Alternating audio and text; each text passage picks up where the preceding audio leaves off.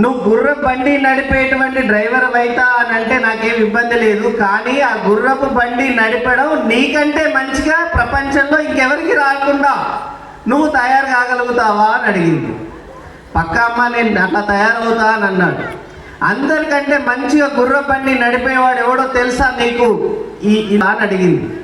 నాకు తెలియదమ్మా చెప్పు అని అడిగింది. అప్పుడు మొదలుపెట్టింది ఆ తల్లి భువనేశ్వరి దేవి ఒక గుర్రపు బండి నడిపేటువంటి ఫోటో చూపించింది. ఆ గుర్రపు బండికి 7 గుర్రాలు ఉన్నాయి. చేతిలో చెర్నాకోల పట్టుకొని శ్రీకృష్ణుడు ఎడమ చేతిలో చెర్నాకోల పట్టుకున్నాడు, కుడి చేతిలో చక్రం సుదర్శన చక్రం పట్టుకొని ఉన్నాడు.